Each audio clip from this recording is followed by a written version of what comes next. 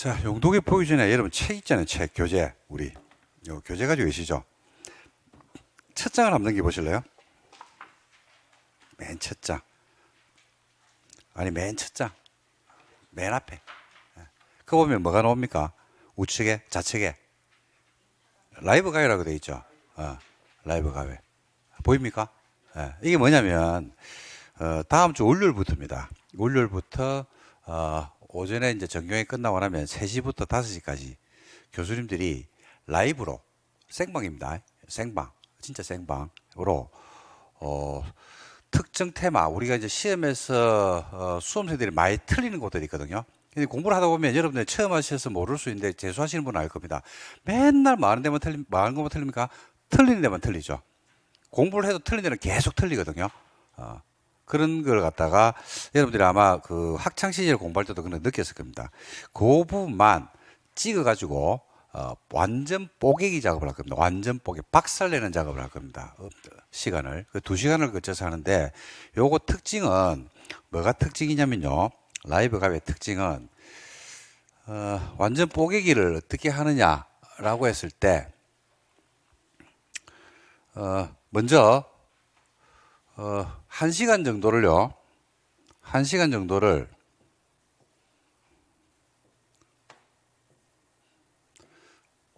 정도를 여러분들이 많이 틀리는 곳, 수험생들이 많이 틀리는 곳 있거든요. 많이 틀리는 곳. 그 다음에 많이 헷갈려 하는 곳들이 있어요. 헷갈려 하는 것.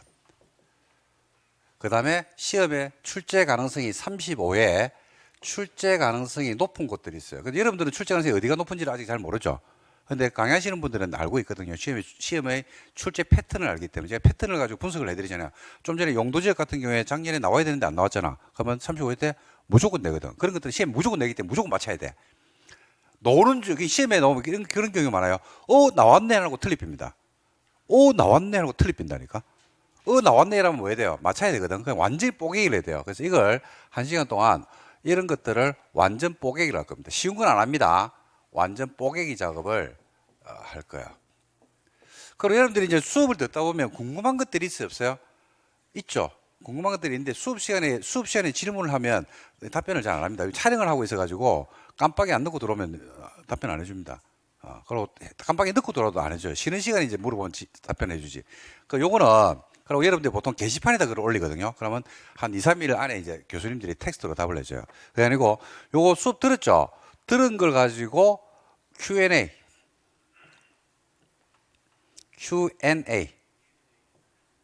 질문과 답변을 바로 해줍니다. 즉각 질문, 즉답. 그래가지고 바로, 여러분들 유튜브로 막 질문 올리거든요. 그럼 그거 바로 해줘요. 그리고 뭐도 하냐면요. 수업 내용도 Q&A가 되는데, 나는 공부하다 보니까 공부를 어떻게 작전을 짜야 될지 모르겠더라. 그런 경우가 있어요, 없어요? 있죠. 그런 것들 질문하시면 그런 것들도 답변해주고. 인생 상담은 안 해줍니다. 인생 상담은 안 해주고, 그 다음에 어디에 부동산이 좋은지 그런 거는 답변 안 해주는데, 수업 관련된 내용들은 모든 걸 갖다가 바로, 이렇게 말로 해드립니다. 그 다음에 이제 뭐도 하냐면, 여러분들하고 때로는 전화 통화도 합니다. 영상 통화도 하고 전화 통화를 해가지고 해드릴 겁니다. 요 강의를 우리가 지금 여러분 홈페이지 보면 합격 열차라고 있을 겁니다. 합격 열차를 다음 주 월요일부터 해가지고 언제까지 하면 시험 칠 때까지 합니다. 매일 죽이죠. 그래서 이게 지금 다른 데 없는 건데, 그죠? 한번 세계 최초로 제가 만들어 봤습니다. 맞잖아. 곧 다른 데서 따라할 것 같아요, 이거는. 그래서 여러분들이 다음 주 월요일 날 유튜브실에서 바로 진행을 할 거거든요. 그래서 뭐 집에 안 가고 학원에서 한번 들어봐도 돼요. 스마트폰으로 보셔도 되겠죠. 그래서 유튜브로 접속하시면 볼 수 있겠고, 그래서 이 강의를 들으신 분들은 일주일에는 일단 무료로 해가지고 오픈 강의를 해가지고 베타 버전으로 오픈 강의를 해가지고 강의를 여러분 볼 수 있게 해드릴 거니까 여러분들이 한번 보시고 1년이니까 그러니까 이럴 수 있죠, 그죠? 요거 이제 달력이 있거든요. 달력 안에 어떤 내용의 수업을 할 거라는 것 갖다 쭉 이렇게 교수님들이 미리 예고를 할 겁니다. 그러면 이럴 수 있죠. 1월 달이 됐는데 12월 달에 한 거 요 세 번째 주에 한 거 요게 궁금해. 그럴 수 있었어요? 있죠. 근데 못 들었어 내가 그날. 바빠가지고 3시부터 5시까지 하니까 그 생방을 갖다 듣는 경우도 못 듣는 경우도 있잖아요. 그죠? 그래서 이걸 클릭을 해가지고 들어가면 재방송을 볼 수 있게끔 합니다. 그래서 획기적이고 요거는 이제 목적이 뭐냐면요. 목적이 뭐냐면 이 반의 특징이 합격 일자는 전원 합격이 목표입니다. 전원 합격, 전원 합격이 목표로 해가지고 언제까지 달려갈 거냐면 시험 치는 날까지 달려갑니다. 시험 치는 날까지. 그래서 이걸 라이브로 합니다. 라이브로 해가지고 이 특징은 이거죠. 이거 아무거나 하는 게 아니고 이런 거 시험 출제가능성이 높은 것만 선별해가지고 완전 뽀개기랄 겁니다. 기출 문제도 풀고 예상 문제도 풀고 그다음 내용 설명도 하고 그리고 설명하면 안 되죠. 설명 일방적 수업 아닙니까? 이 쌍방향 수업이에요. 질문하면 돼요. 설명 중에 질문 들어오면 그것도 답변해 줍니다. 막 설명을 하고 있는데 깜빡이 안 두고 질문이 이제 이게 여러분들이 글자로 써서 올릴 수 있거든요. 그럼 올라오면 그거 보고 답변해 주고 그다음에 마지막에 여러분들이 학습 상담이나 이런 것들 필요한 게 있으면 전화로 해주기도 하고 이렇게 해서 이걸 1년 동안 할 계획입니다. 그래서 맨 앞에 나와 있죠. 그래서 누가 하냐면 쭉 교수님들 나오죠. 그래서 저도 있네. 세 번째 내가 있네. 넥타이 잡고 있네. 이렇게 폼 잡고 있네. 그죠? 그래서 여러분들이 꼭 저는 정규 수업을 이렇게 들으면서 1년 동안 이렇게 코칭을 그죠? 과외 형식으로 이렇게 한번 받으면서 수업을 들을 수 있다 그러면 굉장히 효율적 공부를 할 수 있잖아요. 그러니까 정규 수업을 통해서 뭘 해야 돼요? 이해를 하고 천천히 가는 겁니다. 가면서 그 중에서 내가 헷갈리는 거, 주제가 있단 말입니다. 헷갈리는 거, 그 다음에 많이 틀리는 거, 이런 것들이 모의고사 치면 나오거든요. 그렇게 가지고 이런 걸 체크하고. 그리고 이거는 지금 하고 나면 매달 마지막 주에는 모의고사도 요 반에서 치를 겁니다. 치러가지고 성적 분석을 해가지고 그 중에서 또 많이 틀리는 파트 있으면 그걸 또 집중적으로 교수님들이 한 번 더 설명을 하고 그다음에 코칭을 해주고 그렇게 진행을 할 겁니다. 그래서 일반적으로 우리가 수능이라든지 공무원이라든지 대한민국에 있는 모든 시험들의 강의의 특징은 일방향, 쌍방향이 아니고 일방향 수업이죠. 그냥 수업을 하고 그다음에 공부는 너희들이 알아서 해라 이런 건데 요거는 그게 아닙니다. 수업을 하고 내용에 대해서 완전히 심층적인 수업을 하고 너희들이 공부해라가 아니고 물어봐.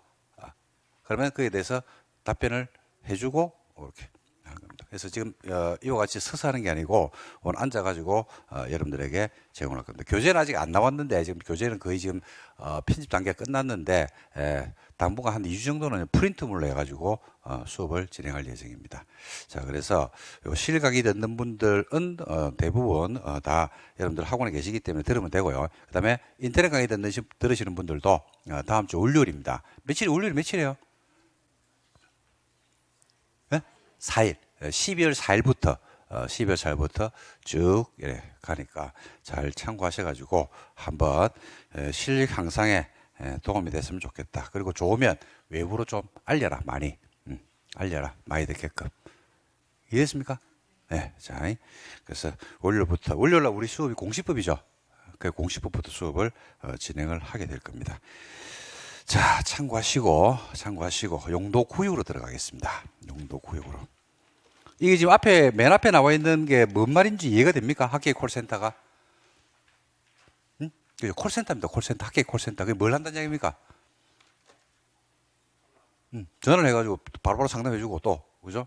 유튜브를 해가지고, 이게 유튜브로 듣는 겁니다. 유튜브 생방송. 그러니까 어디 접속이 되냐면 유튜브 들어가면 안 나옵니다. 홈페이지를 타고 들어가야 돼요. 유료입니다, 이거. 무료가 아닙니다. 근데 여러분한테는 당분간 무료로 줄 거라고. 그러면 홈페이지를 타고 들어가야 돼. 타고 들어가서 접속해가지고 보시면 됩니다. 그래서 첫 방송이 언제냐면 다음 주 월요일 12월 4일. 맞나? 4일이가? 맞네. 12월 4일. 공시부부터 합격 열차가 출발합니다. 이거는 목표가 전원 합격이 목표입니다. 전원 합격. 혹시 목표 내년인 분들은 안 들어도 돼요. 난 내년 합격할 건데 안 들어도 돼요. 올해 합격해야 된다 이런 분들은 꼭 참여하셔가지고 좀 효율적 공부를 했으면 좋겠다라고 하는 게 제 생각입니다. 자, 93페이지 한번 볼까요? 용도구역이 나옵니다. 용도구역.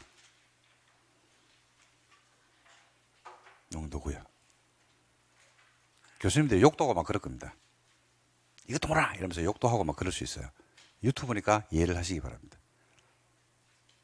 저는 욕도 하고 그럴 겁니다. 그렇다고 쌍욕을 하고 그러지는 않는다.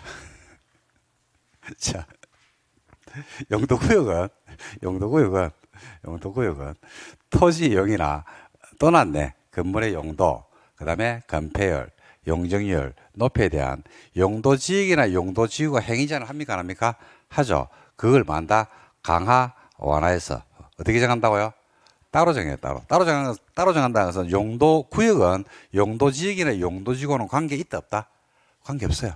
관계없이 따로 정한다. 독자성을 띱니다. 독자성. 따로 정하면서 시가지 확산을 막고 계획적 단계적 토지정을 도모하고 토지정의 종합적 조정 관리를 위해서 관리구로 결정하는 것을 뭐라 그런다? 용도구역이라고 한다. 이렇게 되어 있습니다. 우리나라에 지금 여러분들 용도구역이 몇 개 있냐면요. 자, 설명드릴게요.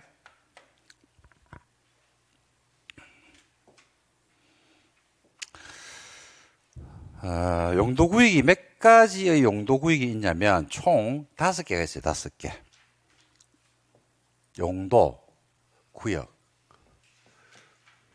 똑같아요. 구역을 용도별로 나눠서 쓰는 건데 용도는 쓰임새죠. 그죠? 쓰임새. 용도지역도 쓰임이고 용도지구도 쓰임이고 용도구역도 쓰임입니다. 근데 용도지역이나 용도지구나 용도구역의 쓰임새가 같을까 다를까? 다르겠죠. 그래서 용도지역은 어떻게 쓰냐면요. 용도지역은 어떻게 쓰냐면 생활권으로 썼어요. 그래서 21개 생활권으로 나눴고 용도지구는 어떻게 쓰이냐면 용도지역을 말하는 역할, 도와주는 역할. 그래서 제가 뭐라고 했냐면 용도지역이 뭐라고 했다?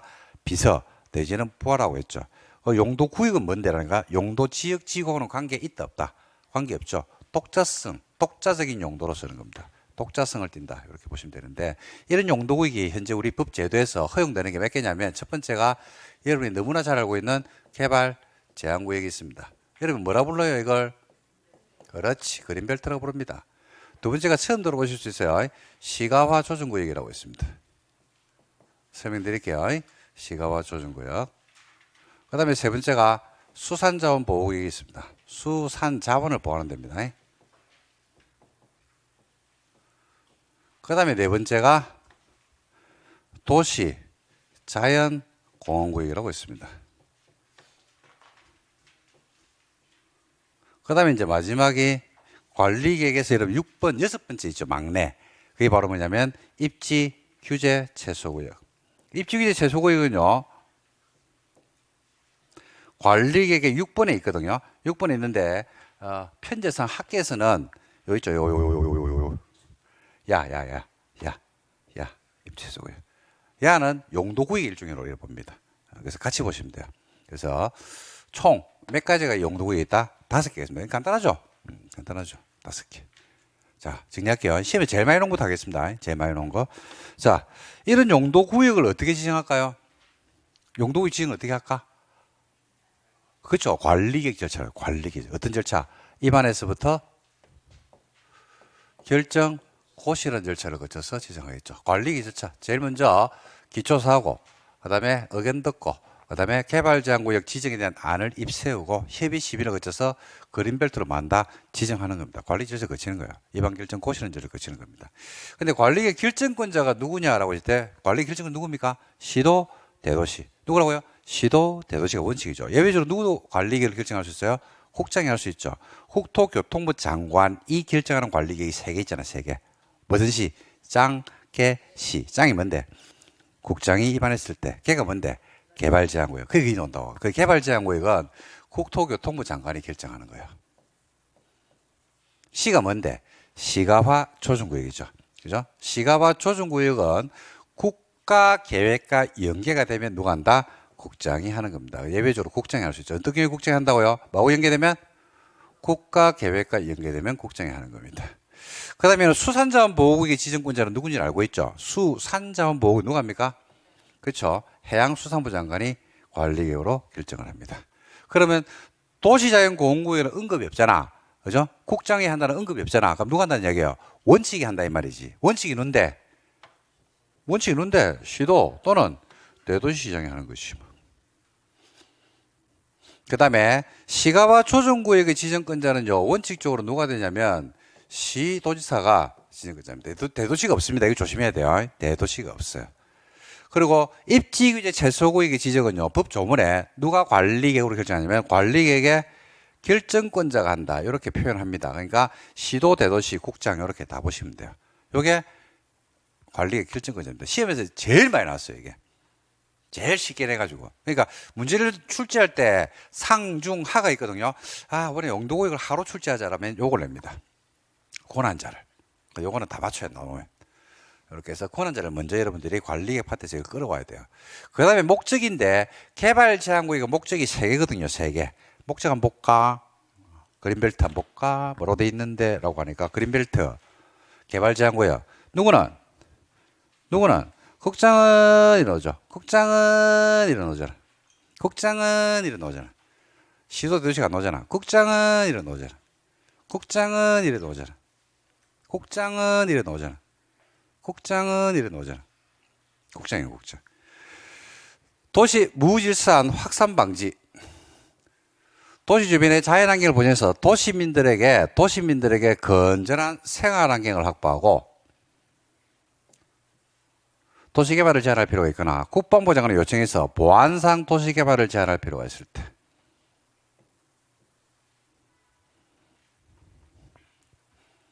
그린벨트 지정 변경을 관리구역으로 정할 수 있다. 목적이 몇 개입니까? 3개죠. 확산 방지. 그 다음에 도시민들에게 건전한 생활환경 확보. 그 다음에 보안상 목적으로 지정합니다. 개발 제한구역의 지정 변경에 대해서 필요한 사항은 따로 법률로 정합니다. 그 따로 만든 법이 뭔데? 라고 하니까 그 법이 개발 제한구역 지정 및 관리에 관한 특별조치법이라 그린벨트를 규제하는 법이 따로 있어요. 그런데 개발 제한구역 지정 및 관리에 관한 특별조치법은 우리 시험 범위가 아니죠. 그래서 여기까지 마시면 돼요. 끝. 아주 간단합니다. 이걸 줄여가지고 개발 제한구역 지정 및 관리에 관한 특별조치법을 줄여가지고 뭐라고 하냐면 법 이래 불러요. 그래서 여러분들이 이제 올해 합격을 할 건데 합격하고 나면 실무에 나간다는 것은 여러분들이 이제 중개업을 하시면 개특법 이래 불러요. 줄여가 많이 부릅니다. 주상복합을 갖다가 주복 이래 부르거든요. 지식산업센터 있죠. 그 지산 이래 부릅니다. 그런 식으로 분양가 상한제를 분상 이래 불러요. 그래서 줄여서 많이 부르거든요. 그래서 요거는 개특법 이래 부릅니다. 개특법. 개특법인데 개특법이 시험 범위가 아니죠. 옛날에 여러분들 지금으로부터 한 4, 5년 전에 우리 부동산 공법 시험 과목이 지금 6개잖아요. 법이 6개잖아. 옛날에 몇 개인 줄 압니까? 9개. 그래서 그때는 개특법도 시험 범위 있었어요. 개특법. 또 시험 범위 있었고 산림법, 산지관리법 이것도 우리가 시험에서 출제를 했더랬습니다. 그래서 그때는 9개 공부했어요. 9개. 그래서 그때 공부하신 분들이 합격하신 분들이 한 번씩 이래 만나면 사석에서 만나면 요즘은 법이 몇 개입니까? 이래 물어봅니다. 그럼 6개라면 아이고 공부할 것도 없겠네 이래 얘기합니다. 본인들은 9개 했거든. 지금 6개밖에 안 되거든. 공부할 게 없겠네. 이래 이야기합니다. 공부할 게 없습니까? 엄청 많죠, 그죠?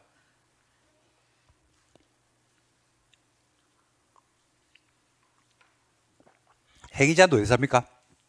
따로 법률. 무슨 법? 개특법. 행위자도 개특법에서 합니다. 그래서 알 필요가 없다. 옛날에는 이 그린벨트 행위자는 시험에서 반드시 출제를 했거든요. 그래가지고 그때 당시 수업할 때 제 기억에 그때는 전자칠판도 없을 때라서 칠판 요 큰 거 있죠.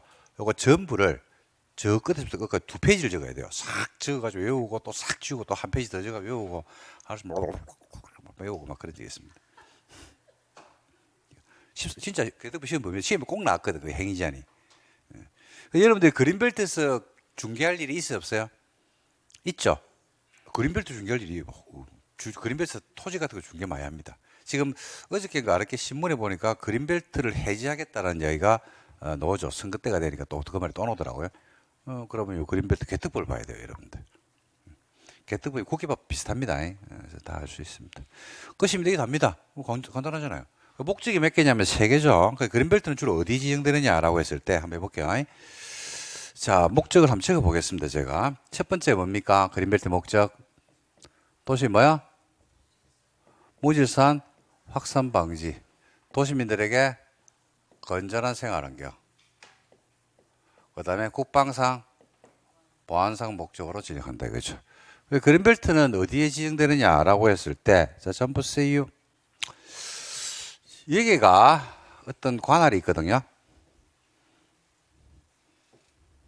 그럼 그린벨트가 어딘데? 라고 했을 때 눈 감고도 그래요. 여기 뭐 서울이 될 수도 있고, 부산이 될 수도 있고, 광주가 될 수도 있고, 강릉이 될 수도 있고, 그린벨트가 어딘데? 라고 하니까 여기 그린벨트예요, 여기. 왜? 왜 그린벨트일까요? 이 그린벨트인 이유. 응?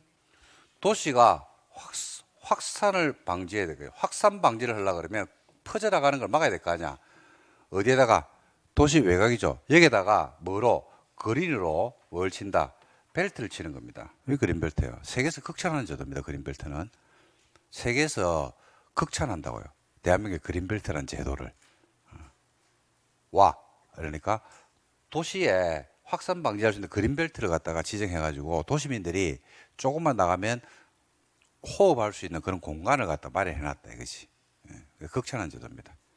언제 도입된답니까 이 그린벨트가 우리나라에 들어온 게? 1972년에 들어왔어요. 제가 태어나기도 전에 들어온 겁니다. 거짓말 같아. 제가 태어나기도 전에 들어온 것 같다 그러니까 이걸 보더만은 제 얼굴을 한 번 더 보고 아닌 것 같은데 이런 표정을 짓네. 상당히 불쾌하네. 제가 몇 년산 같아요? 보시기에 뭐 1950년산 같습니까? 60년산? 자, 이때 또 뵌 겁니다. 그래서 그렇게 이야기하죠. 학교에 나가면 학자들이 야 그렇게 좋은 제도면 누구도 도입하면 안 되나? 라고 얘기하죠. 그러니까 학자들이 뭐라 하냐면 우리는 도입 못 한다 이랍니다. 왜? 그러니까 그린벨트로 내 토지가 그린벨트로 묶이는 순간에 내 토지는 폭망을 하거든요. 그래서 개인의 재산권 침해가 너무 강하기 때문에 그죠? 국민들의 저항이 크다. 그래서 우리는 도입 못 한다. 근데 너희는 도입했다 아이가. 진짜 너희는 대단하다. 그린벨트. 그러니까 우리도 언제 도입했다. 지금은 도입할 수가 없다. 지금은 안 돼. 지금 도입했다 그러면 봐, 내 토지가 있는데 내 토지를 그린벨트 지정하는 거야. 그린벨트 됐어. 한번 생각해 봐봐. 내가 토지가 있다. 그러다가 카페 지으려고 만들어낸 토지가 있다. 근데 그린벨트를 지정했다. 토지를 가져본 적이 없으니까 전혀 충격을 안 받네요. 뒤로 자빠진다 안 자빠진다? 너무 앞입니다. 뭐 먼저 이됩니까? 그만큼 행위전이 세다 이 말이에요. 그린벨트가. 여기 그린벨트죠. 또 어디에 있는 데니까? 여기만 있어요? 아니죠. 도심지 안에도 그린벨트가 있어요 없어요? 공원 근처에 가니까? 있죠. 여기에도 그린벨트가 있다니까요. 여기에 그린벨트는 확산 방지가 아니죠. 그죠?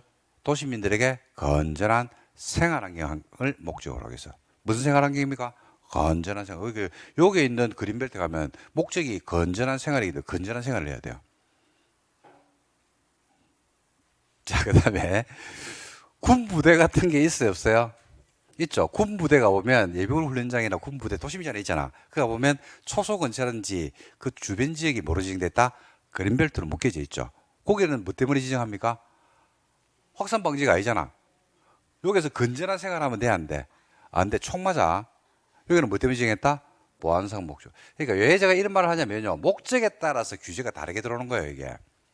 목적에 따라서 규제가 다르게 들어온다. 확산 방지를 목적으로 할 때는 확산 방지 목적에 맞는 규제가 들어올 거고, 건전한 생활환경 보호를 목적으로 할 때는 거기에 맞는 규제가 들어올 거고, 그죠? 그래서 세 가지 목적, 그 그린벨트가 여기입니다. 이렇게 요게 하나, 요게 하나, 그 다음에 여기 이런 데가 그린벨트로 지정될 수 있는 후보지가 된다. 이렇게 보시면 되겠습니다.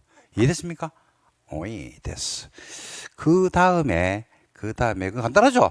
그러니까 세 개만 알면 돼요. 첫 번째 누가 지정한다? 국장행님이. 목적은 세 개. 뭐 방지? 확산 방지. 또 건전한 생활환경 확보. 세 번째 보안상 목적. 끝. 그 다음에 시가와 조정구역이 나오는데요. 이건 좀 이따 보기로 하고 몇 페이지로 먼저 넘어가시죠. 시가 좀 가만히 놔두세요. 중요합니다. 98로 넘어갑니다. 98로 가시면 도시자연보호구역이라고 했어요. 도시자연보호구역입니다. 여러분, 도시자연보호구역은 아까 개념 잡을 때, 봐봐. 자, 한번 봐봐. 도시자연보호구역이죠? 누가 지정합니까? 국장이 하는 게 아니죠. 누가 한다고요? 원칙. 누구? 시도, 대도시만 합니다. 국장은 못 합니다. 이 시험 문제라니까, 이게. 도시자연보호구역은 짱깨시, 국장만이 지정하는 관리에 포함되어 있지 않죠? 그러니까 원칙이 하는 거예요, 원칙. 누구? 시도, 대도시가 합니다. 보시면, 누구? 누구? 시도, 대도시는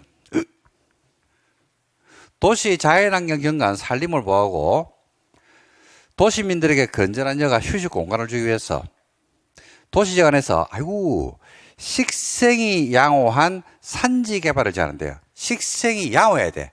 그러니까 나무가 있는데, 그죠? 이런 나무는 아니겠죠. 식생이 뭐 해야 돼?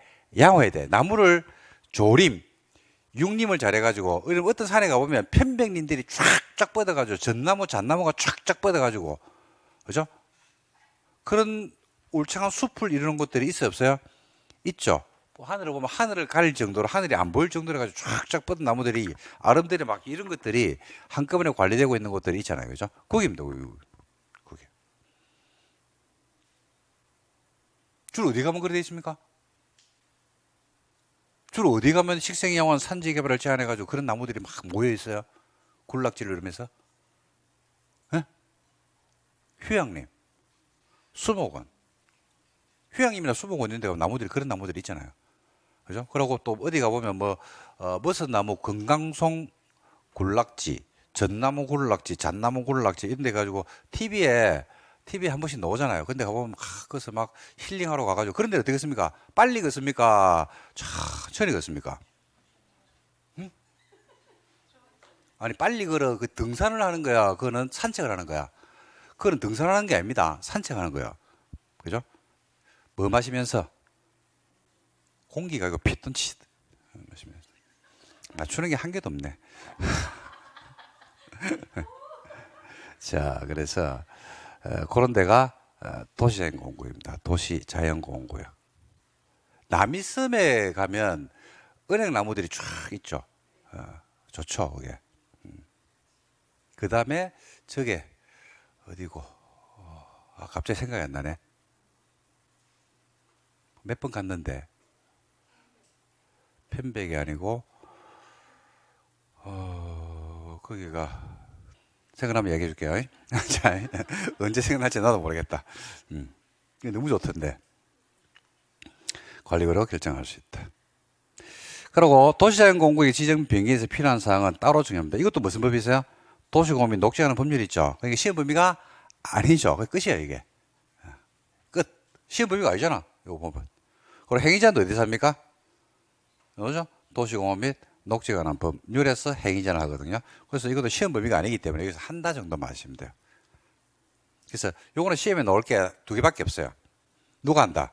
시도, 대도시. 목적은 식생양원 산지개발자. 휴양림이라고 생각하면 돼요. 그냥 휴양림을 알고 있으면 글자를 찾아냅니다. 됐습니까? 자, 그 다음에 수산자원 보호구역입니다. 요거는 뭐 하는 데입니까? 수산자원을 보호하는 데죠. 삼면이 바다잖아요, 우리나라가. 동서남해안. 여러분들이 지금 많이 드시는 게 뭘 많이 드시냐면 김. 그 다음에 굴. 김장철이 되니까, 그죠? 그 다음에 또 뭐 많이 드십니까? 전복.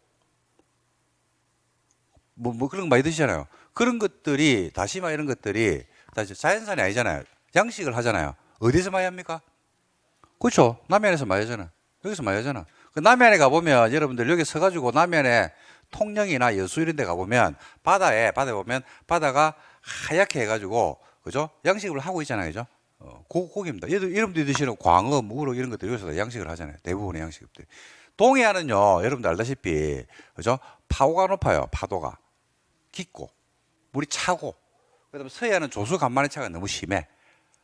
여기서도 하긴 하는데 주로 남해안에서 많이 하죠. 그죠? 근데 이런 데가 뭐예요? 이런 데 여러분 아파트 지어가지고 생활 폐수, 공장 지어가지고, 그죠? 공업용수, 막 이런 것들이 막 뽑아내고 막 밖으로 나가면 돼, 안 돼? 그죠? 그래가지고 지정하는 겁니다. 하지 말라고. 수산자원을 보호하기 위해서. 수산 자원을 보호하는 겁니다. 그죠? 그래서, 이런 데가 수산자원 보호구역으로 지정됩니다. 누가 정합니까? 해수부 장관. 해수부 장관. 요청을 받아서 수산자원 보호 육성을 위해서 필요한 공유수면, 토지에 지정을 한다. 이렇게 되어 있습니다. 됐죠? 자, 그러면 이제 남아있는 게 시가와 조정구역입니다. 이게 중요하거든요. 자, 앞으로 갑니다. 시가와 조정구역은 94페이지로 가시면 되겠네요. 94.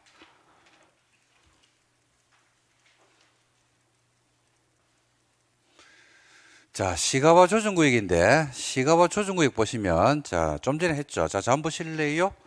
시가와 조정구역은 원칙은 누가 지정하는데요? 시도지사 대도시 들어오면 안 돼. 대도시 없습니다. 대도시가 왜 없는지 저도 아직은 모르겠습니다. 관리의 결정권자가 시도 대도시가 원칙이기 때문에 시가와 조정구역도 대도시가 지정할 수 있게 해야 되는데 지금 법 조문에서 빠져 있습니다. 그리고 예외적으로 국가계획과 연계되면 누가 지정할 수 있다? 국장이 할 수 있습니다. 뭐 때문에 지정하는데 시가와 조정구역의 지정의 근거는 뭔데? 라고 하니까 자 봐요. 시도지사는 대도시가 없죠. 직접 또는 관계 행정기관의 요청을 받아서 도시지역과 주변 지역의 무질서한 나왔다. 무질서한 방지 시가화 방지예요. 아까 확산 방지는 뭐였어요? 개발 제한 구역이죠. 이건 시가화 방지입니다. 그래서 이걸 바꿔서 시험에서 무질서한 시가화 방지, 무질서한 확산 방지를 바꿔서 시험 문제 내기도 했더랬어요. 유치하게. 틀린다 안 틀린다? 그죠? 그걸 누가 틀린단 말입니까? 근데 틀린 사람이 더 많겠죠. 여기 시험에 틀린 사람이 많은 거예요. 그런 거 틀리면 60 못 받습니다. 40도 못 받습니다. 기초가 안 돼 있다는 얘기입니다. 얄팍하게 공부가 시험장 가는 사람 많아요. 운전면허증 시험 치듯이 운전면허증을 이렇게 치는 사람들 있죠. 학원에 안 다니고 한 번에 안 붙고 운전면허증 시험 치러 가가지고 연습하는 사람들이 있어요. 제 친구 중에 그런 친구가 있었거든요. 10번 만에 합격하더라고. 학원에 등록을 안 하고 시험 치러 가가지고 연습을 하더라고. 그래 떨어지고 10번 만에 합격하더라고요. 학원에 안 가고. 오, 대단하더라고. 근데 공인중개사 공부를 그렇게 하는 분들이 있더라고요.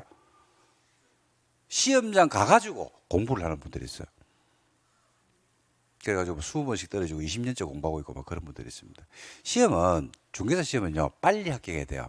왜? 그러니까 기회비용이라는 게 기회비용. 그럼 기회비용이라면 무슨 말인지 알죠? 올해 합격했으면 벌 수 있었던 중개료를 공부를 함으로써 잃어버리게 되고, 시험에 떨어지면 그러니까 시험에 떨어지면 고민을 하잖아. 어떤 고민합니까? 에? 그렇죠. 계속 어디서 공부할까? 올해는 어떻게 공부할까? 이런 고민하잖아. 합격하면 무슨 고민해요? 합격해도 고민합니다. 어디서 개업할까? 이런 고민한다니까. 부자도 고민하고 가난한 사람도 고민한다니까요. 누구든지 고민합니다. 누구든지. 전교 1등도 고민하고 꼴등도 고민한다니까. 근데 고민의 퀄리티가 달라지잖아요. 고민의 퀄리티가. 질이 달라진다니까요. 그래서 공부를 하시는 분들은 빠른 시일 내에 합격하기 위해서 그 연결고리를 끊어빼야 됩니다. 끊고 그 다음 단계로 올라가야 돼요. 그 다음 단계. 중개업을 어디서 할까? 이 고민한 거야. 의사가 고민해가지고 어디서 개업했잖아. 그다음 또 그 다음에 무슨 고민을 해야 돼? 돈을 어떻게 벌까 고민해야지. 그럼 고민의 종류가 달라져요. 근데 돈을 어떻게 벌까 고민하는데 시험이 안 됐어. 그럼 맨날 고민하는 게 뭐냐면 공법 시험 문제에 뭐가 나오겠노? 이런 걸 고민하는 거지. 고민의 퀄리티, 질이 달라지는 겁니다. 그래서 되도록이면 시험은 연결고리를 빨리 끊고 그 다음 단계로 가야 됩니다. 근데 시험을 합격하는 가장 지름길이 뭐냐? 지름길이 뭡니까? 지름길이. 그래요. 봐봐 보세요. 공부에는 왕도가 없어. 왕도가 어디 있노? 그냥 하는 거지 뭐. 열심히 하는 거죠. 제대로 된 수업을 듣고 제대로 공부를 하는 거. 그거 말고 방법이 없습니다. 얄팍하게 공부해봐라. 되는가. 언제 결판난다. 시험 치나 보면 안다. 얄팍하게 하지 마세요. 시험 얄팍하게 시험 하기 못합니다. 요즘은. 얼마 전에 국토교통부에서 발표를 갖다가 지금 좀 할 예정인데 언론에 보도가 됐죠. 상대평가니 절대평가니 계속 논란이 좀 됐었거든요. 상대평가로 바꾼다 뭐 어쩐다 이런 논란이 좀 있어요. 그게 계속 이슈를 해가지고 퀘스천마크가 계속 있었더랬어요. 근데 용역해서 결과 발표했는데 결과가 이제 거의 나와버렸습니다. 신문에 보도됐죠. 상대평가랍니까? 절대평가를 한답니까? 절대평가 유지. 상대평가를 안 바꾼대요. 그 말도 안 돼. 천하 대한민국 시험이라고 중개사 시험을 갖다가 상대평가를 바꾼단 말입니까? 그죠? 대한민국 거의 대부분 시험이 이제 절대평가로 바뀌고 있는데. 자, 그리고 자격증 시험은 자격 유무를 판단하기 때문에 상대평가를 하면 안 돼요. 자격이 되는 사람한테 다 문을 열어줘야 됩니다. 근데 이제 인원 과다라고 하는 그런 여러 가지 이슈가 있을 수 있거든요. 그래서 확인하는데, 절대평가로 확인하는데 어떻게 하겠다고 이야기했어요? 그렇죠. 문제 난이도를 가지고 인원 조정을 하겠다. 이런 이야기를 했습니다. 그게 문제가 어떻게 나온다는 이야기입니까? 약간 어렵게 나온다. 많이 어렵게 안 나와. 어차피 책에 다 나온다. 60은 맞는다. 걱정하지 마라. 찍어도 30이다. 눈 감고 찍으면 30. 눈 뜨고 찍으면 60. 이게 뭘 맞춰야 돼? 그러니까 30은 찍어서 맞출 수 있잖아. 그럼 30을 어떻게 맞춰야 돼? 뭘 맞춰야 돼? 시험에 반드시 나오는 것들이 있어. 그러다 완전 뽀개 박살을 내야 된다니까요. 그래가지고 그걸 손에 쥐는 겁니다. 근데 이제 그런 것들이 되려 그러면 전반적인 그 제도에 대한 이해나 이런 것들이 밑바닥에 기초 지식으로 봐야 된다. 쫙 이렇게 깔려줘야 돼요. 그래야지 그게 안 무너지고 머릿속에 오래 기억되는 겁니다. 그리고 그걸 가지고 어디로 간다? 시험장에 가는 겁니다. 그래서 무질서한 확산 방지는 그린벨트, 시가화 방지는 시가화 조정구역입니다. 시가화 조정구역을 다른 말로 뭐라고도 부르냐면요, 시가화 유보구역이다 이렇게 부릅니다. 뭐라고요? 시가화가 뭐 됐다? 유보됐다. 적어놓을래요? 시가화 유보구역. 시가화가 유보됐단 말은 개발이 유보됐단 말하고 같은 말 아닌가요? 시가화가 유보됐다, 즉 개발이 유보됐다는 말하고 같은 말 아닌가요? 그래서 보세요. 시도는 직접 또는 관계 행정기관의 장의 요청을 받아서 도시지역과 주변 지역의 무질서한 시가화 방지, 계획적 단계적 개발을 도모하기 위해서 몇 년 동안 5년 이상 20년 이내 동안 시가화를 뭐 한다? 유보. 그러니까 일정 기간 동안 유보하는 거예요. 최단 몇 년? 5년, 최장 20년. 시험에 진짜 많이 나왔습니다. 야, 한 5번 놓은 것 같아요. 내가 볼 때는. 너무 쉽죠? 줄 안 쳐도 됩니다. 이건 다 압니다. 어차피 좀 이제는. 시가화 조정구역 지정 변경을 관리구로 결정할 수 있다. 똑같죠? 전부 다 결정은 관리계획입니다. 다만 국가계획과 연계해서 시가화 조정구역의 지정 변경이 필요하면 누가 합니까? 국장이 시가화 조정구역을 지정할 수가 있다. 효력 상실입니다. 시가화 조정구역이 지정한 관리계 결정은 유보기한이 있죠. 유보기한은 몇 년 했어요, 여러분들? 여기 5년에서 20년. 이 끝난 날의 다음 날부터 효력을 만다, 잃는다. 그러니까 시가화가 유보되어 있는 기간이 있는데 그 유보기한이 지나죠. 그럼 뭘 할 수 있다? 시가화가 유보되어 있다가 시가화를 할 수가 있다. 다른 말로 하면 개발을 할 수가 있다 이겁니다. 여기 시가화 조정구역입니다. 그래서 지금 제가 설명드릴 거는 뭐냐면요, 여러분 그린벨트가 지금 여러분 우리 관 내에서 아니면 우리나라에서 그린벨트가 어딘지 대충 감이, 위치적으로 공간적인 감이 와 안 와? 아니, 그린벨트가 우리 관 내에서 내지는 우리 대한민국에서 주로 어디에 있는지 공간적인 감이, 여기가 그린벨트가 아니라는 감이 와요 안 와요? 오죠. 확산 방지, 그 다음에 건전한 생활환경 확보, 보안상 목적이니까 대충 요 정도가 그린벨트가 공간을 내 잡아라고 계속 이야기하고 있습니다. 그리고 두 번째, 도시 자연 공구역이 어딘지 대충 감이 오죠. 어디? 휴양림이나 수목원이 있잖아. 그 다음에 산자원 보호구역이 어딘지 대충 감이 오죠. 근데 시가화 조정구역은요, 시가화를 뭐 했다고 했어요? 내가 유보했다고 했죠. 그럼 우리 관내에서 시가화 조정구역이 어디쯤인지 감이 옵니까? 안 오죠. 그래서 그 시가화 조정구역 위치에 대한 감이 없으면요, 첫날 만날 외워봐야 시험장 가지고 다 까먹어 이거. 그래서 그걸 심심할 겁니다. 시가화 조정구역이 어딘지. 들어볼래요? 자, 시가화 조정구역이 원래부터 있었던 제도는 아닙니다. 원래부터 있었던 제도는 아니고 이것도 만들어지거든요. 만들어지는데 왜 만들었는지를 제가 설명드릴 테니까 한번 들어봐봐요. 도시가 있습니다. 서울이 있어요. 서울이.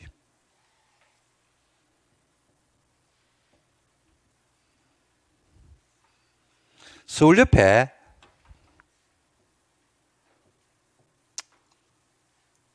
안양이 있어요. 응? 이거 아니야. 무슨 옆에 의왕시가 있어요. 그 다음에 옆에 과천이 이래 있고요. 다른 거 보지 말고 안양을 봐야 돼. 안양 관내에서, 안양은 도시는요 항상 뭘 형성하냐면 중심부를 형성합니다. 중심부를 형성한 다음에 외부로 인구가 유입되죠. 그리고 각종 산업이 유치가 되거든요. 그럼 도시는 외부로 막이 됐다, 팽창해 나갑니다. 커져 나가죠. 어느 도시인지 마찬가지입니다. 이 도시 특속성입니다. 근데 일반적으로 도시공학에서 도시 성장의 이상적인 모습은 어떤 모습을 이상적인 모습으로 보냐면, 중심부를 형성한 다음에요, 중심부를 형성했죠. 그 다음에 도시가 팍 이렇게 퍼지는 게 제일 좋은 모습으로 와요. 팍 퍼지는 거. 그러니까 뭐라고 생각하면 되냐면, 여러분들이 잔잔한 연못에다가 돌을 탁 이렇게 던지잖아요. 그죠? 그러면 파장이 이렇게 파장을 그리 나가잖아요. 그죠? 그렇게 성장하는 게 가장 도시의 이상적인 성장의 모습이다라고 이야기를 합니다. 어떤 모습이 이상적인 모습이라고요? 중심부를 형성한 다음에 어떻게 크더라고? 팍. 됐습니까? 그런데, 야, 니 알아서 커. 그래서, 니 알아서 크세요. 이러죠. 니 알아서 크세요라고 했거든요. 그럼 지 알아서 크겠죠? 어느 방향으로 먼저 성장을 해버릴까? 어? 그죠? 4번이죠. 요래 붙어버립니다. 이쪽이 먼저 성장을 해버리죠. 즉, 도시가 무질서하게 뭐가 되고 있어? 시가화가 되고 있어, 안 되고 있어? 되고 있죠. 무질서한 시가화가 되고 있잖아요. 그죠? 무질서한 시가화가 되는 것을 뭐 해버리자? 방지하자. 유보시켜버리는 거예요. 몇 년 동안? 최단 5년에서 최장 20년 사이로 정하는 거예요. 그래서 여기는 13년 동안 시가화를 유보시켜버리자 라고 시가화 조정구역으로 시도지사가 지정을 하잖아. 그러면 여기는 13년 동안 시가화가 유보돼 가지고 묶어버리는 거예요. 못 커, 이거는. 못 커. 그러면 이 도시가, 안양이라는 도시가 여기를 묶어버렸거든요. 그럼 도시가 커, 안 커? 이걸 묶었잖아. 그럼 커, 안 커? 커, 안 커? 우리 고등학생, 커, 안 커? 이걸 묶었어. 커, 안 커? 빨리 하겠지. 커요, 안 커요? 커, 안 커? 아이, 둘 중에 하나인데 지금 되지. 뒷일은 내가 알아서 한다니까. 내가 학교 시켜줄 거야, 오늘. 그러니까 뒷일은 내가 다 알아서 한다니까. 그러니까 아무 때나 이야기하면 돼. 커, 안 커? 어? 안 커? 안 커? 커. 외워, 커. 어느 쪽으로? 여기를 막아버리면 안 크는 게 아니고 다른 쪽으로 커. 왜? 인구가 계속 유입되잖아. 그러니까 다른 쪽으로 큰다고. 어느 쪽으로 커버릴까요? 과천 쪽으로 붙어버리겠죠.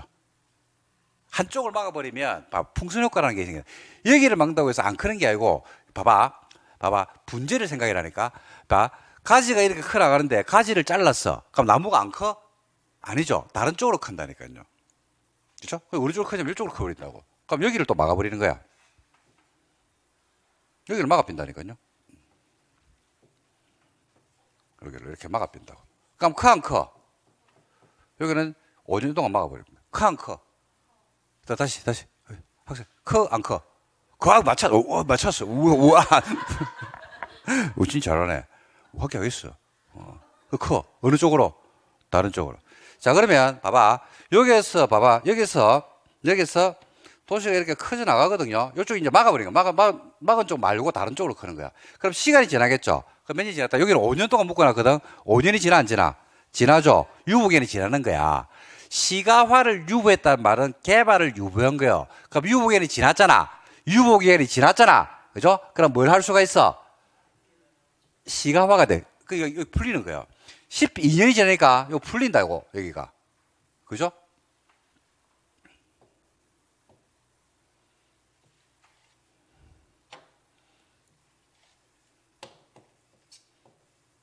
그러면 나중에 여기가 풀리죠? 그럼 여기가 급격한 성장을 이루는 겁니다. 그래 보니까 이후에 도시가 균형점을 찾아가면서 앞으로 100년을 가면 된다. 이게 시가화 조정기입니다. 우리나라에서 시가화 조정기 원래부터 있었을까 없었을까?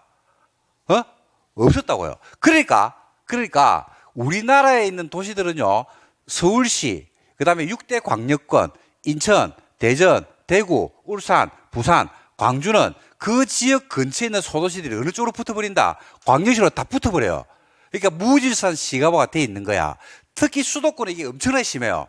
엄청나게 심한 게 수도권은 중심부를 형성한 다음에 이래 들어가는 게 아니고 중심이 여기에서 형성돼가지고 밖으로 나가는 현상을 보인다고. 서울에 붙어 있는 도시들이 안양, 옆에 성남, 여기서 쭉 붙어 있잖아. 도시가 해바라기 처럼 해가지고 옆에 쭉 붙어 있잖아요. 그죠? 근데 이런 도시들이 어디에 중심부를 형성해버린다? 서울하고 인근한 지역에 형성해버립니다. 옛날에 만들 때. 그래서 어디로 출퇴근을 해야 되기 때문에 서울로 출퇴근을 해야 될 거 아니야. 이분들이, 여기 사는 사람들이 서울로. 그 옛날에는 아이고 배 아파라 뭐 어디로 갔어요? 아이고 배 아파라 뭐 어디로 갔어? 안양에 사는 사람이 아이고 배 아파라 뭐 어디로 갔어? 서울로 가야지. 병원이 없으니까. 영화 보러 보려 영화 보고 싶어. 어디로 가야 돼? 쇼핑하고 싶어. 그래. 그 자족 기능이 없단 말이야. 자족 기능이. 그래서 이제 그 이후에 신도시가 만들어지고 하면서 도시가 나름대로 자족 기능을 갖춘 거예요, 이게. 그러니까 그게 최근의 일입니까? 옛날부터 있었던 겁니까? 최근이죠. 그래서 우리나라가 이 수도권의 문제고요. 지방도 마찬가지입니다. 그래서 아까 매번 말씀을 드리는데 지금 대한민국에서 제일 골머리가 쌓는 게 뭐냐면 이 심각한 문제인데요. 저출산 문제.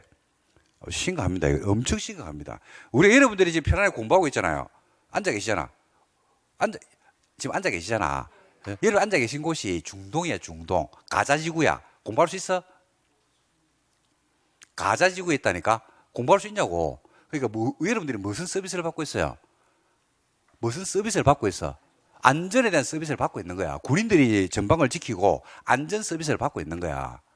경찰들이 밖에서 돌아다니면서, 그죠?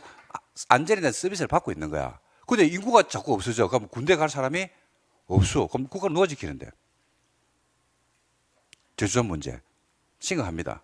진짜 심각합니다. 두 번째는 지방 소멸이에요. 지방 소멸. 없어진다니까요. 지방에 뭐 예를 들어서 뭐 면적이 서울시만한 면적인데 인구가 뭐 얼마 되지? 5만 명이 안 되죠. 3만 명 이렇잖아. 3만 명이면요. 우리 좀 수도권 서울에 가면 아파트 단지에 가면 6천 세대 이런 것들 있잖아요. 그죠? 강동에 얼마 전에 지은 아파트 만 몇천 세대가 있습니다. 만 세대면 몇 명 살아요? 만 세대면. 요즘 보통 3인 가족 기준 아닙니까? 보통 3인. 그죠? 그럼 뭐 3만 명 살겠는데. 그게 군 인구하고 똑같다니까. 심각하죠. 그 수도권은 좁아가지고 난리고, 지방은 텅텅 비어서 난리고. 그 지방 분권화 정책에서 이 균형 발전, 국토 균형 발전이 됩니다. 그냥 끝에서 끝까지 가는데 얼마가 걸려요? 끝까지 얼마?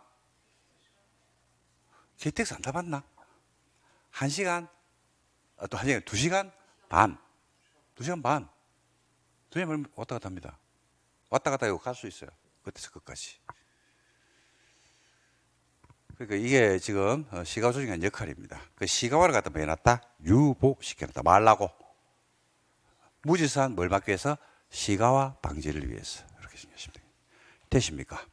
그래서 시가와 조정구역을 여러분들 용어를 정확하게 알아두시면 돼요. 시가와 조정구역을 올해 저는 시가와 조정구역보다는 시가와 유보구역이 훨씬 더 개념 잡기가 쉽다. 저는 이렇게 저는 시가와 유보구역으로 외웁니다. 시가와 몇 년 동안 유보시켜놨어요? 최장 20년 동안 시가와가 유보되어 있다. 화가 유보되어 있다는 것은 뭘 유보시켜놨다? 개발이 유보되어 있다. 개발 안 한 게 아닙니다. 몇 년 동안? 5년에서 20년. 그 유보기간을 잡아놨죠. 그 유보기간이 끝났잖아. 그러면 시가화할 수가 있어 없어요? 있죠. 그래서 그 다음 날부터 효력을 잃는다. 효력을 잃는단 말이 무슨 말입니까? 시가화를 할 수가 있다. 개발할 수 있다는 이야기입니다. 그러니까 여러분이 어떤 토지를 가지고 있는데 토지를 매입하려고 하는데 시가와 조정구역으로 지정이 되어 있는 거야. 좋아 안 좋아? 다르죠. 때에 따라서 다르죠. 유보기간이 2년밖에 안 남았어. 그럼 좋은 거 아이가? 근데 시가와 조정구로 지정했는데 20년 동안 해가지고 어저께 지정했어. 그럼 폭탄 아이가? 아니 제도를 잘 봐야 된다. 그러니까 모든 제도들을 볼 때 그 제도가 지금 제가 탄생 배경을 말씀드린 이유가 이런 걸 알고 그런 용어들이 어떻게 쓰이는지 단순하게 시험용어로 외우는 게 아니고 아 저렇게 시가와 조정구역이 쓰이고 있구나라는 걸 알면 그게 이제 토지를 볼 때 그죠? 여러분들이 각종 계획이나 어떤 문서를 볼 때 그렇게 돼 있을 때 아 시가와 조정 개념을 정확하게 잡아놓으면 아 이게 유보기 궁금한 게 유보기간이 얼마가 남았을까 뭐 이런 것들이 궁금하지 않겠습니까? 뭐 그런 입장으로 보시면 되겠습니다. 됐습니다. 그다음 국으로 갑니다.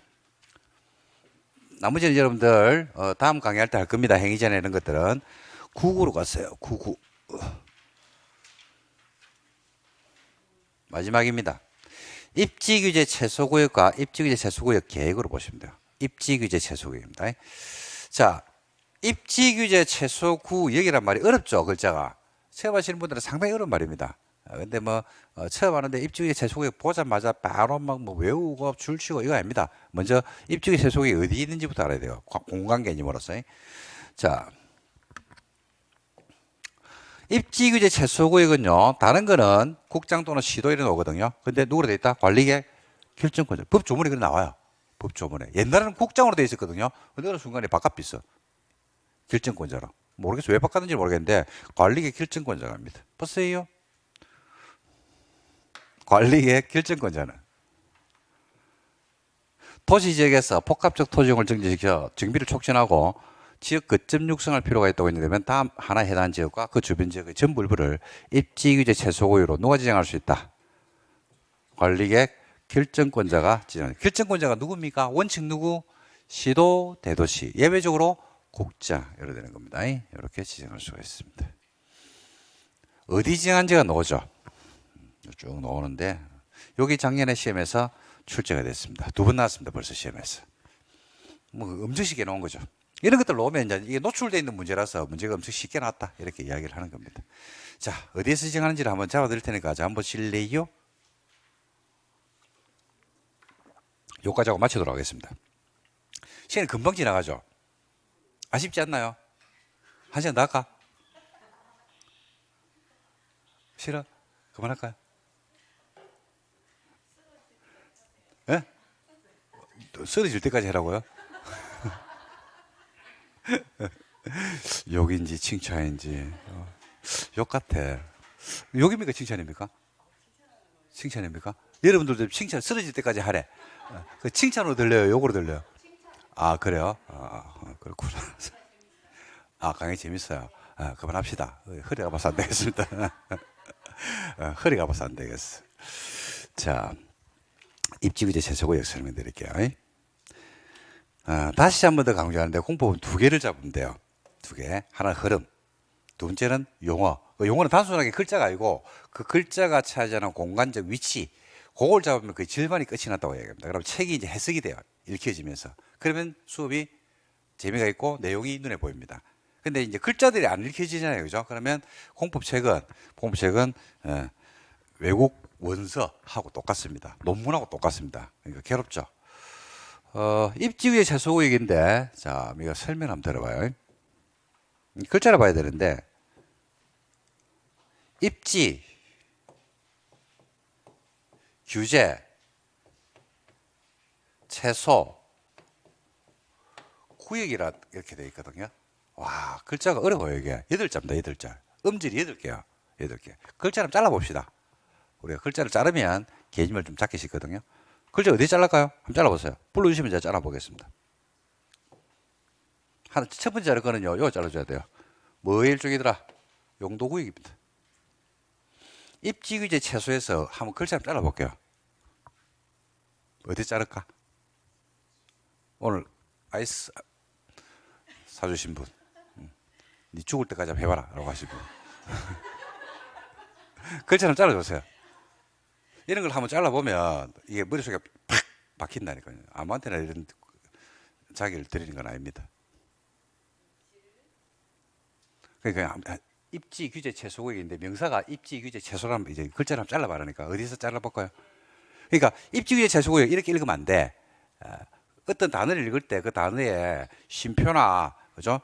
느낌을 가지고 읽으면 개념이 확 들어온다니까요.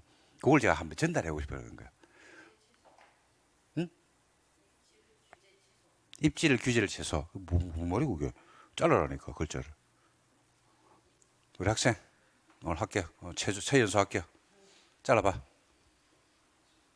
잘라봐 빨리. 입지하고 규제 사이에. 와, 또 다른 거. 한번 잘라보실래요? 1번. 여기 자른다고? 그러면 잘라?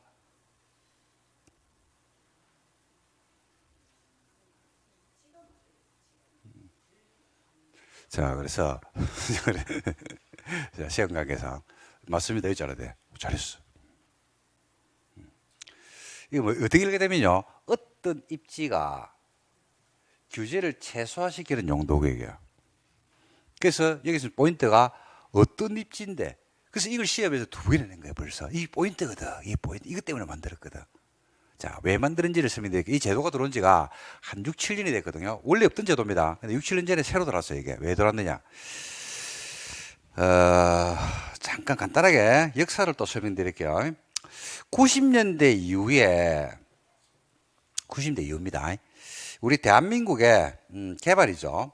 개발이 어디 중심의 개발이 이루어졌어요? 주로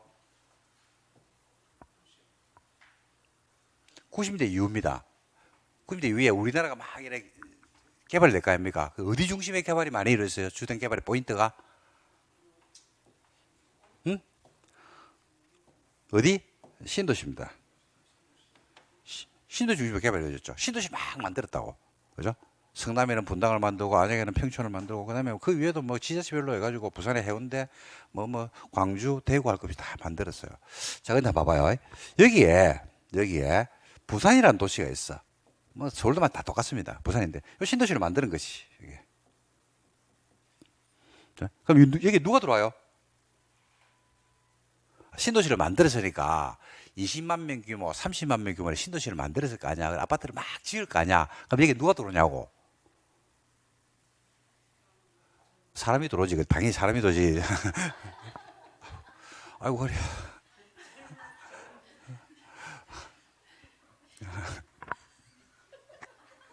이거 누가 들어올까요? 응? 누가 들어온다? 누가 들어올까요? 이게. 여기에 있는 사람들이 이쪽으로 이주를 하는 거예요. 즉, 구도심가에 있는 사람들이 이쪽으로 이주를 한다고. 신도시가 만들어졌다고 해서 인구가 폭발적으로 늘어나는 것은 신도시 인구는 늘어나는데, 그죠? 사람을 많이 낳아가지고 여기 들어오는 게 아니고, 이게 있는 사람들이 이주를 한다고. 구도심가에 있는 사람들이. 구도심가에 있는 사람, 맞습니까? 그러니까 어디가 비어버려요? 구도심가가 비어버리죠. 근데 그 이후에도 90년대 이후부터 계속 신도시를 만드는 거야. 그러니까 자꾸 비는 거야, 여기가. 그쵸? 안양의 중심은요, 옛날에 안양 1번가에 있을 겁니다. 근데 평촌이라는 신도시하고 주변 지역에 3번 신도시를 만드니까 거기에 거주하는 분들이 어디로 이제버린다? 그쪽으로 다 가버리죠. 그러니까 그런 데가 비어버려요. 그죠? 인구는 마고 있는데. 옛날 같으면 여기가 비워지면요, 다른 사람이 여기를 채워 넣어요. 그러니까 도시가 활성화되거든요. 근데 90년대 특히 2000년 이후에 가보니까 자, 그래서 이제 이걸 한번 설명드릴게요. 여러분들 고향이 어딘지는 모르겠는데 만약에 여러분들이 서울의 종로 5가를 갔어요. 종로 5가. 창신동을 갔어. 그럼 창신동 종로 5가에 가니까 종로 5가, 그죠? 136번지에 가니까 단독주택이 있던데 그게 50년 전하고 지금하고 그 동네가 똑같겠습니까? 와, 여가 이럴 줄 누가 알았겠노? 이런 식으로 획기적이고 비약적 발전을 이뤘겠습니까? 에? 똑같죠? 똑같지. 안양에 여러분들 안양 중앙시장 근처에 가봐. 그 동네가 뭐 비약적 발전을 이뤘겠어. 50년 전에 지금이랑 똑같어. 똑같지. 골목도 똑같고 똑같다니까요. 아이가 맞잖아요. 그죠? 부산도 마찬가지예요. 이런 데 인구가 비어버린다고 이게. 심각하거든. 사람들이 어디 사는데 아파트만 사는 거야, 아파트만. 그죠? 그래서 이런 지역의 발전이 필요하고요. 이게 이제 왜 그러냐면 우리나라 선진국이 돼서 그래요. 선진국이 돼서. 우리가 이제 이게 옛날하고 다르게 TV의 어떤 드라마라든지 이런 걸 보면 어디를 사람들이 좋아하냐면 어디를 좋아합니까? 노포, 그 다음에 옛날 어떤 골목 이런 것들을 굉장히 TV에 많이 반영을 하고 그런 것들을 향수를 느끼지 않나요?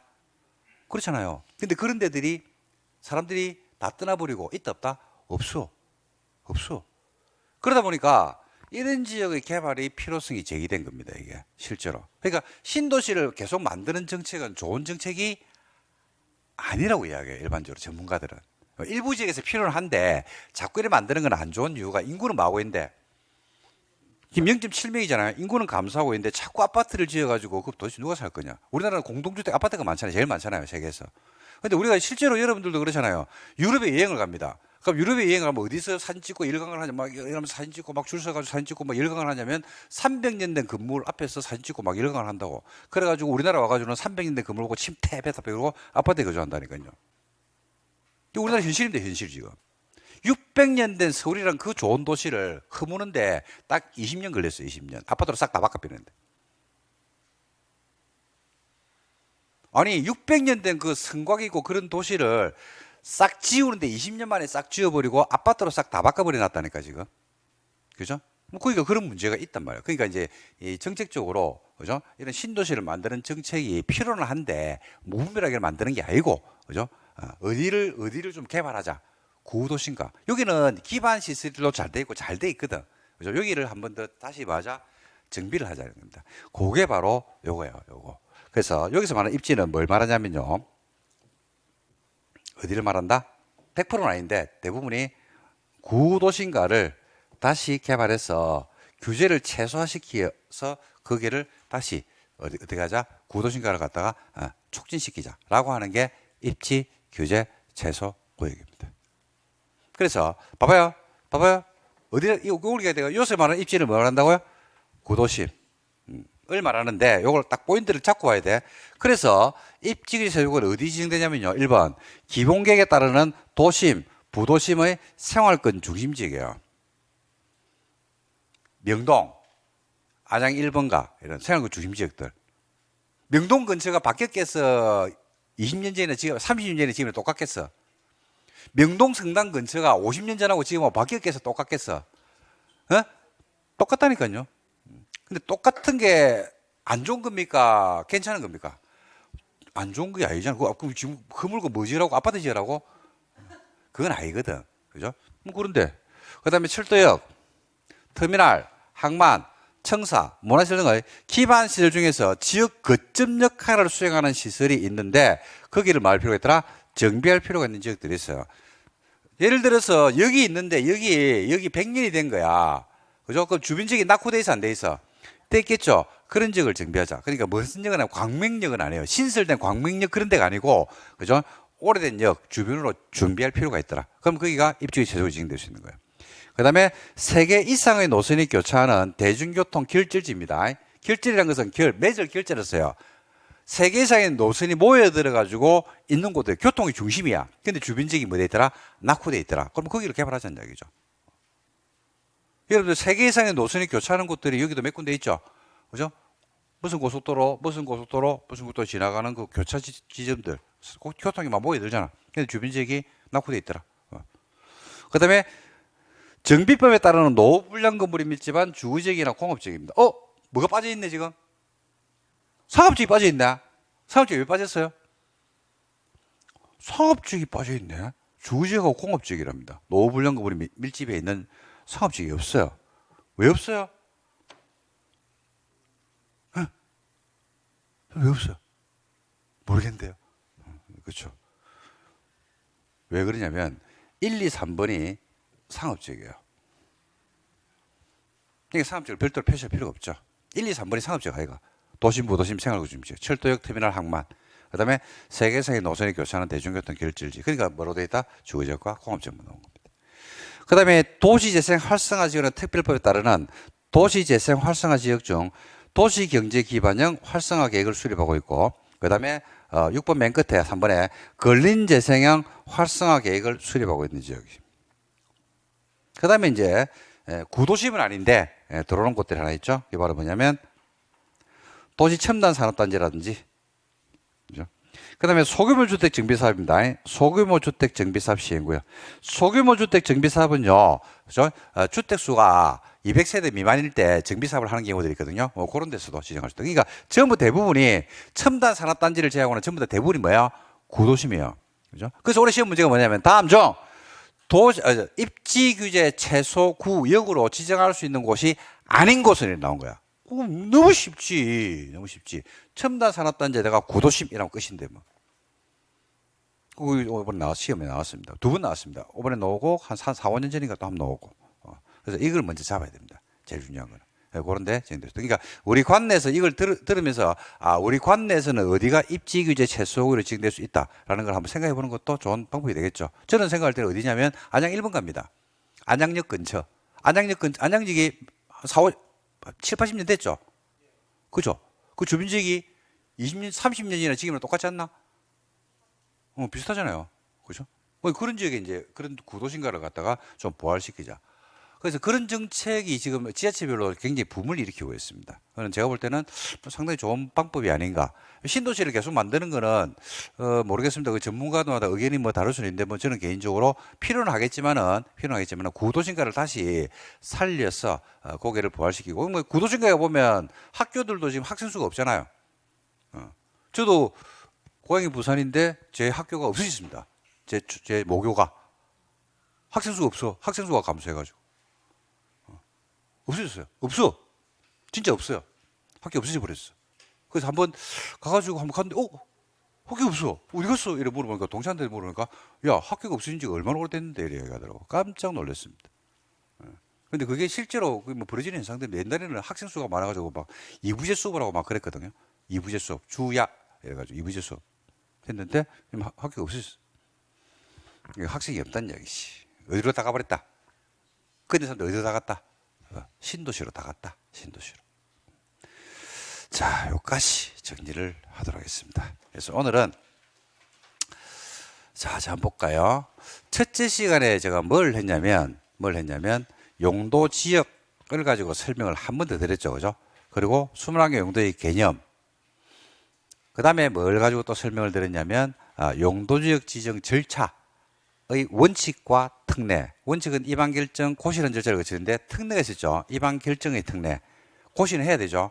공유수면 매립지, 그 다음에 도시지역으로 결정 고시된 것으로 보는 경우, 그 다음에 관리지역 안에서 농업지능지역과 보존산지에 대해서 설명을 드렸습니다. 이게 첫 번째 시간에 한 겁니다. 한번 떠올려보는 거예요. 제가 오늘 4시간 수업했던 걸 한번 간추려보는 겁니다. 두 번째 시간에 했던 건 뭐냐면 행위제한. 용도지역이 지정되면 따라 붙는 게 행위제한하고 목적 달성하거든요. 행위제한. 세 가지가 있었죠. 건축제한. 그래서 쭉 페이지 넘기면서 일종 전용부터 해가지고 쭉 봤잖아요. 그죠? 그 다음에 배웠던 게 건폐율. 그 다음에 용적률. 그 건폐율과 용적률을 배우면서 패자가 덮을 패더라. 그죠? 용적률에서 적자가 쌓을 적이더라. 그래서 용적률과 건폐율 잃는 법에 대해서 말씀을 드렸고, 그거 가지고 건물을 실제로 지을 수 있다라고 말씀드렸죠. 실제 여러분들 건물 이제 짓는 거 청수까지 해가지고 대충 감은 잡았을 겁니다. 그래서 지나가다가 이제 조감도 같은 거 보시면 길거리에서 막 건물 짓고 있는데 펜스 밖에 조감도 치는 거 보시면, 야, 저 안에 어떤 형태의 건물이, 그죠? 몇 층짜리로 대충 들어오겠네. 이렇게 용적률을 건폐율로 나누면 층수가 나오기 때문에 가지고 잡을 수 있습니다. 그 다음에 세 번째 했던 게 용도지구입니다. 다음 주 수업할 때 뭐를 제가 테스트한다? 용도지구를 테스트한다. 모르면 반드시 쫓아낸다. 다음 주에는. 약속했습니다. 그 다음 배운 게 좀 전에 배웠던 게 용도구역 5개. 개발제한구역, 시가와 초중구역, 도시자연보호구역, 수산자원보호구역, 입지규제 최소고요. 이렇게 해서 배웠습니다. 그래서 처음 하시는 분들은 지금 말씀드렸던 용어 있죠, 용어. 이 용도구역과 용도지구의 종류 이런 것들, 그 용어가 입에서 자유자재로 나와줘야 됩니다. 자유자재로 나오면서 이게 공간 개념과 연결이 되어 있으면요, 나머지는 공부하기가 엄청 편합니다. 거기가 딱 되어 있으면. 그래서 그렇게 정리를 하시면 될 것 같고, 좀 전에 말씀드린 바와 같이 다음 주부터 합격열차, 라이브 합격열차가 이제 출발을 하니까 한번 여러분들 그 한번 들어보시고, 그죠? 들어보시고 그게 여러분들 실력 향상에 시험 칠 때까지 계속하는 거라서 상당히 도움이 되지 않을까 이렇게 생각합니다. 자, 그래서 오늘은 여기까지 진행을 하고 다음 주에 뵙기로 하고 수업은 여기서 마치도록 하겠습니다. 자, 수고하셨고 식사 만나게 되시고 다음 주에 뵙도록 하겠습니다. 수고하셨습니다.